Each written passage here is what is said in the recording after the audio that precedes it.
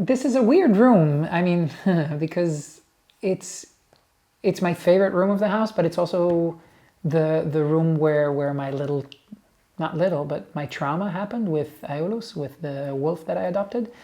Um, so as you can see, Tina, her name is Athena. It's a cat that I found again wounded while walking with the horses, and we took her in, and we thought we'd just give her some food and clean her, and she'll run away. But she's adopted us in this house, and this is her favorite room.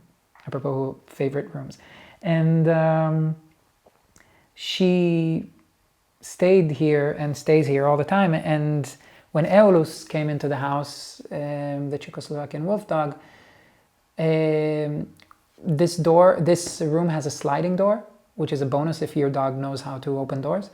So because she liked this room, we kept her in here. And there was this whole process with the trainers how to introduce the cat to the new wolf dog. You have to let them smell something with the smell of each other. So you rub some fabric and you let it. Anyway, it's a long process. And I made the mistake of thinking after 2 weeks that they were ready. To make the very long story short, they were not ready. And Eolus entered the room, and Athena climbed on the bookshelves here and hid behind the books.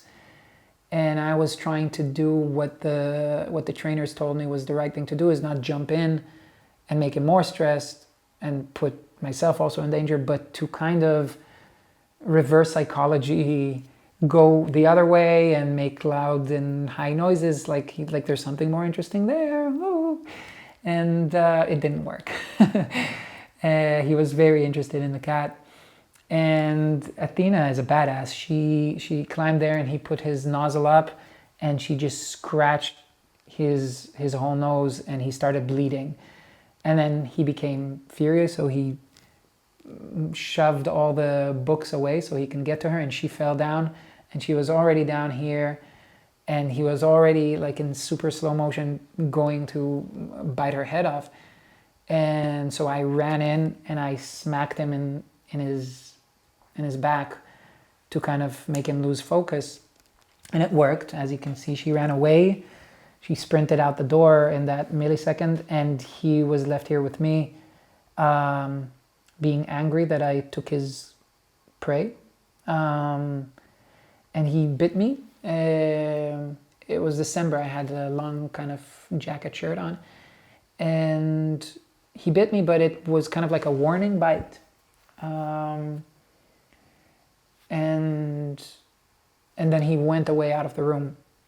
And I took off my shirt and I was like, oh, because it was the first time he was violent to me. And I could see from the corner of my eye that as I'm kind of worriedly checking if something happened to my arm, which it didn't, I could see him checking me out from across the doorway. And really, I could see the computation in his eyes of, wait a minute, I don't have to be the beta male, I can maybe be the alpha male. Look, he's scared. And he just started approaching me in this weird, slow canter of a wolf, and just without growling, without any signs of anger, he just lashed at my arm and started tearing pieces of it. And I was fighting with him here, and I managed to, it was just my arm because he really clung onto it, and I could open the door here and just throw him outside. And I closed the door immediately, and I remembered from my military service that you have to close the bleeding. You have to stop the bleeding with something. And so I ran to the kitchen to get a towel, like shaking and thinking that there's no way my arm and hand will ever work again. And as I go to the kitchen, I hear the front door opening, because that door is not a sliding door. That door has a handle. And he just re-entered the house. And as I was trying to bandage my hand, my arm, he got me in the back and then my thigh. And then I tried to pull him and he got my finger. And then I banged him against the wall, kind of like fighting for my life. And he like, so I made a stupid mistake. I kind of grabbed him hard because I was trying to get his mouth away from me. Because they don't scratch, apparently, I learned. Wolves only attack with their mouths.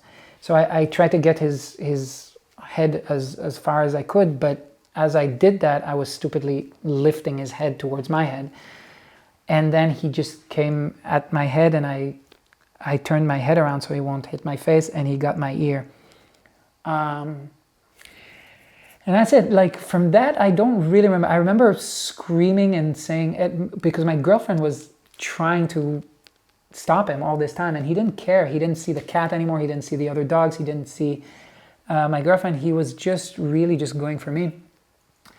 And I remember just screaming, "He's killing me!" Like I really was sure that that's it. I'm going to die slowly and in pain and heartbroken, because this dog that I try to adopt and love is, for some reason, I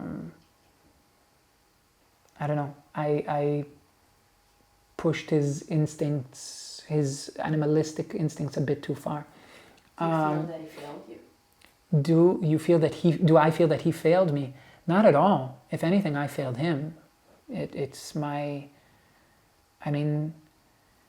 I am one of those persons that do feel that animals have a responsibility. Like if you have a shitty personality, fuck you. But I don't feel he had a shitty personality. I think he was amazing. In the 2 weeks that we had him, he was loving and giving and attentive and respectful. But he was still 30-something% wolf blood. It's a Czechoslovakian wolf dog. It's a hybrid between a wolf and a dog. I mean, there's a reason that they're more wild. And when he saw a small animal, his instinct was to attack her. And my mistake was, if anything, I failed him, because my mistake was translating his good behavior with me as everything is possible. Forgetting that. I think my sin is that I forgot who he is and what he is, and that's, I think it's disrespect on my part. Like, I should have not tried to just impose my love and this is the house and we're a family and we hug here and you should get along with the cat and you can't, it's way too much to expect from a partly wild animal. And I don't know. And I think it goes very strongly with this whole thing, this balance between omnipotency and impotency that every human has, but every artist is aware of. That constant zigzagging between thinking for some reason that you can do anything you put your heart and mind to, and in the other moment either realizing because something happened, but more likely just going through a mental process where you feel that you cannot accomplish anything. You're nothing. So I think that one example of having that split second of seeing the wolf dog going into the cat and thinking, yeah, they're going to be all right, because I'm a great owner and I've taught them well enough. And then 1 second later, having that creature attack me in my own house, a dog, the symbol of loyalty. I think that's very extreme microcosmos of that entire life ordeal.